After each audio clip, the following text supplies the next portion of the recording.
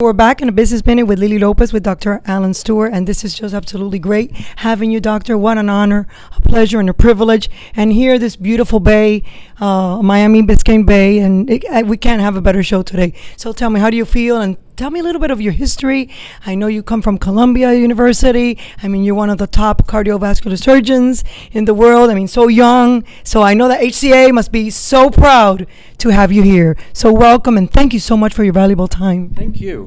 So I am a son of an immigrant from Scotland, and I grew up in northern New Jersey and spent my whole life in the Northeast. The furthest south I had ever traveled was Philadelphia to go to the University of Pennsylvania for my residency, and then moved back to New York to train in heart surgery at Columbia Presbyterian Medical Center. And then I stayed there for 10 years and really built my career in New York, which then I moved on to Mount Sinai, New York City, where I became the head of their international cardiology program. And then operated all over the world and built hospitals all over the world, but decided in New York City everything was sort of mature, meaning that the hospitals were all very advanced in their care. And I said, well, where am I going to make an impact? And I said, I'm bored. So I like that. I was in my late 40s, and I said, well, I want to make an impact, and where can I make an impact? So I, just by chance, ended up recruited to a hospital in Miami. And after coming down for about a year, I didn't end up taking that job, but I ended up looking again and saying, well, I really love Miami, and I feel like I can make an impact here. It's a beautiful neighborhood. I mean, this is the view from my office, and the people are such a rich mix of cultures. And also very accessible to Latin America and the Caribbean. Absolutely. And now with the pandemic, more and more New Yorkers are moving down, so it's an even bigger mix. So I feel like it was a great move for myself and my family. And what is a typical day for you? Typical day. So a typical day for me is about 3 heart surgeries a day, creating administration where I am creating a practice among 3 hospitals in Miami and 2 in Broward County, to try and really advance them all and make them the top hospitals in South Florida. Absolutely. And minimally invasive surgeries, I know you're an expert on that, and I was reading your bio, you've done over 5,000 heart surgeries. So tell me about the minimally invasive, because a lot of people don't know. I mean, we're not in healthcare, so we have no idea. My members, the majority, not in healthcare, so they love it when I bring someone, and in this case, someone like you, just to listen and to learn. So what is minimally invasive? So minimally invasive heart surgery is a progression.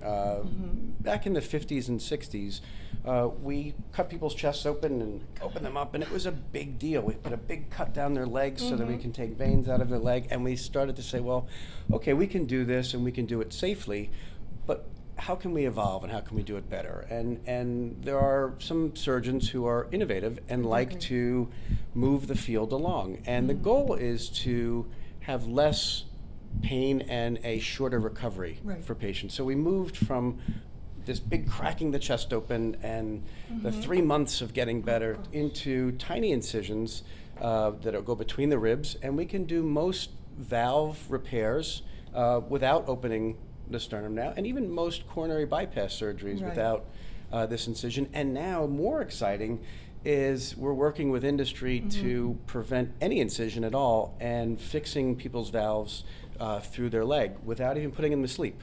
They're going home the next day, and that's where we're moving going forward. And that's why it's so important to have a team. And here in Miami, HCA, we're creating a team of our cardiac imaging, our interventional cardiologists and surgeons working together. And with industry, so that we can create, each person can get a tailor-made procedure that's right for them, rather than making the patient fit the procedure. We make the procedure for the patient. Wow, amazing. And and that I know about heart disease and surgery, when they cut you, the sternum and whatever, because my father had it many years ago. He already passed away, and he had 5 bypasses. And I remember, Dr. Stewart, that recuperation for him, he came to the hospital fine, of course. He looked good, and then he left the hospital, obviously healthier with the heart surgery, 5 bypasses, but he lost 30 pounds in 10 days. That's how bad that type of surgery was, and it took him at least 3-4 months to recuperate. And now with this minimally invasive surgery, I mean, it improves the life of everybody. And now my next question is, what can we do to teach everybody and let people know that heart disease is the #1 killer among both men and women? We always strive for that in the South Florida Hispanic Chamber, teaching everybody, because we have a committee that's a Hispanic Women's Society Network, and they all think, oh, breast cancer is the #1 killer. And I tell them, no, ladies, it's heart disease. We need to take care of our hearts, both men and women. So for men and for women, what should we be doing to take care of our hearts? You are absolutely right, and I see your red today, because we're in the lipstick and red dress for red month, right? It's heart month. And you're absolutely right. Heart disease kills more women than all forms of cancer combined. And while men have more heart attacks than women, women have more fatal heart attacks. And you say, well, why is that? Absolutely. The reason why is because women are taking care of the family. They're taking care of their Hispanic women, Latino women, right? That's absolutely. it. They're taking care of their husbands, The their father. children, the household, their parents. And when they get chest pain, or they get sometimes, women don't always get the pain of someone sitting on their chest. They get jaw pain or arm numbness or nausea, symptoms that you normally wouldn't think of as a heart attack. So by the time they decide to go to the doctor, the heart attack has been advanced, and so their heart muscle is more injured than a man. He gets a little chest pain, he's running off to the doctor. And so while it's important, and while I fix people's hearts with surgery, the thing I'm most passionate about is, how do you avoid ever needing me? Right, exactly. And how, what are the habits we have? Because some habits are modifiable, meaning that we can change them, and some of them are fixed. Right? How about the diet? So we'll get to the two things.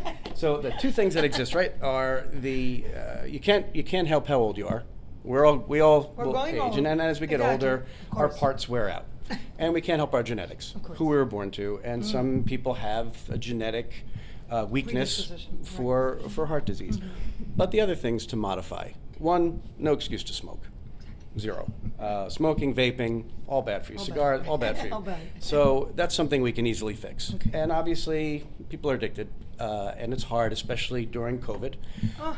But Of course. what we found during that time, and it goes along with your question, is that we need social structure as humans, because if you worked for a supervisor and you had to take a cigarette break during work, you took maybe 4 or 5 breaks during the day. If you're home, you don't have to ask anyone's permission. So your half a pack a day became 2 packs. And so now you're smoking a lot, right? And so that's increasing the risk of heart disease. Diet, you mentioned. Diet is critically important. What we found is that a lot of people will take a bad diet and then take a bunch of supplements. What we're finding now is that supplements don't work. They only exist in your plant-based diet. So the two things about diet are, 1, if it doesn't fit on the plate, don't eat it. So you want to have half your plate protein, half your plate vegetables, and mix it. Now, that's not saying you need to deprive yourself of all of the fun stuff like a slice of pizza or a cake. But an empanada. An empanada. But if you're going to have fried foods, use an air fryer. You'll use less oil. If you're going to cheat, remember that on a Friday, you want to have your cake, you want to have a glass of wine, red wine. The red wine, as much as we tried to say, well, the red wine's good for you. There's no amount of alcohol that's good for your heart. And so you want to keep it in balance. So I'm not saying to not drink it all, but the bottle of wine a day because it's COVID and I know. Not a good thing. And we're seeing a lot of that. Absolutely. And it's important to realize you can't exercise away a bad diet. So if you have a bad diet, and then you're exercising, it doesn't. And I'll give you an example. I do this program called 54D, which is big in Miami, and it involves intense exercise, diet, nutrition. And when I look at my Apple Watch at the end of an hour, I've burned about 800 calories. Now that's less than a Big Mac meal. So Okay, if you right, so you have a to Big do Mac that for and an then you entire eat- hour, you've just erased the entire erased the hour of entire- exercise, and it's You're fooling yourself. Right. intense. Yes, you're fooling yourself if you think you can ever exercise away a bad diet. But so the balanced diet, if it's falling off the sides of your plate, it's probably too Right. much food. And then the Mediterranean diet is Right, of olive course. oil instead of Crisco, course. and vegetables, and herbs and spices rather than salt. So, Okay, right. I mean, the Latino food it's very good, but there's also a lot of fried foods. A lot of fried food, the platanitos and all of that. And Dr. Stewart, for people who are very scared, because I know there's people who may feel chest pain, may feel something. There are people who are paranoid about COVID and coming to the hospital. I, for one, have a friend. Her uncle passed away because he had problems, and it was at the beginning of the pandemic. He did not go to the hospital. He was scared of COVID. He ended up passing away. So your message to those people who may feel some symptoms and are very, very, very scared, because we have those people that are very scared. Sure, and a study was just done by one of our societies called the Society of Thoracic Surgeons, and it showed that 53% of heart surgery decreased in the past year during COVID.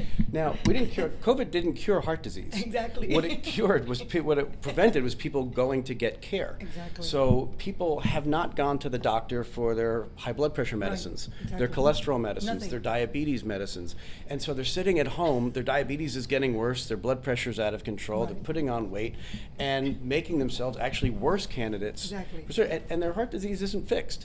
Exactly. They may not feel the same degree of chest pain because they're not leaving their house. So they're So not have outside you seen an walking. increase in people with Yes. cardio problems coming in because they, right? We're seeing the people who do come are coming much sicker, what I much thought. heavier. That's Their what I thought. lungs are worse. Their diabetes is worse. Their heart function is worse because they're not seeking care. Right now, the hospitals, I could speak to the hospitals here in Miami-Dade. Right. We have taken extensive precautions to prevent COVID in the offices, in the emergency rooms, on the floor. I have never had a patient who was COVID negative who turned COVID positive Exactly. during their stay in heart surgery for the That's past a great year. message. That is a great message that you're giving everybody. And Dr. Stewart, we are about to close the show. Anything else that I have left out that we have not covered? I think the most important thing is that we want to, as a doctor, I prescribe meds, right? And so the meds I want everybody to leave with are MEDS.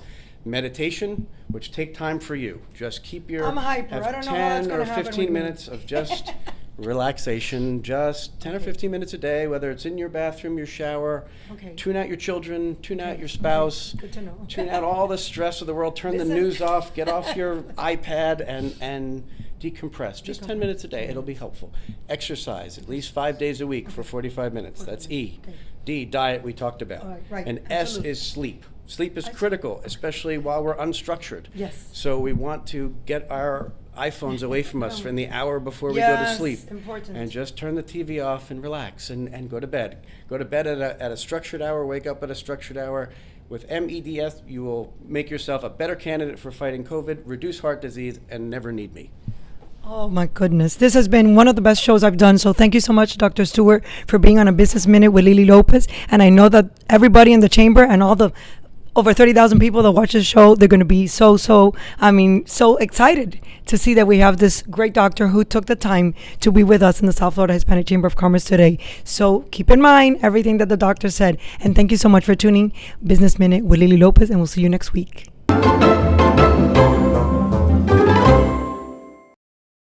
This is Yendi for 90 Seconds of Tech, and I have a guest today. His name is Brian Breslin, but I'm going to let him introduce himself. Go ahead, Brian. How are you? I'm good. Good to talk to you again. So I am Brian Breslin. I'm the director for the Launchpad, the Entrepreneurship Center at the University of Miami. I'm also the founder of Refresh Miami, the largest tech and startup community in the state of Florida. Very nice. I remember back in the days when we first started the tech ecosystems down here in Wynwood out of the lab. So I'm really glad that you were able to join us. Now, I wanted to really quick just kind of get your perspective on how technology is affecting economic growth down here and how important it is for everyone around us. So I think it's critical for us as Miamians or South Floridians to embrace the tech industry or tech-enabled businesses, because it's key for us to diversify our economy. and get away from being so heavily weighted to one sector, whether it's travel or hospitality or things like that, so that the next time there's a recession or a downturn or a pandemic, we have more resiliency.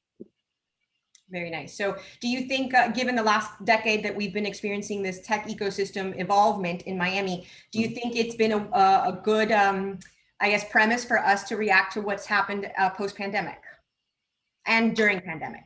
Right. I was gonna say we're not post yet. Right. Right. I think the last 10 years have been great for sort of laying the groundwork of what this can become. And I think the last 6 months we've seen 5 years worth of acceleration in our growth as a local ecosystem, a tech ecosystem. So I think we'll be well positioned for post pandemic to be able to build off this. And I think it's key that we keep the momentum going and we don't sort of rest on our laurels. All right. Anywhere we can point our people to just to get a little bit more information and background on what's going on and how they can actually participate? Sure. So I would say go to refreshmiami.com. There's also a welcome to Miami tech guide on there. For those who are new to the community or new to the tech ecosystem, it'll give them a rundown of what's going on. And Refresh Miami also has the most complete coverage of the local tech ecosystem news. So they'll be able to find out about startups that have launched, startups that are raising money, which banks and which investors are moving to town, and so on and so forth. Awesome. Well, thank you so much for your time. I look forward to bumping into you in the future. And for 90 Seconds of Tech, this is Yendi reminding you to stay connected.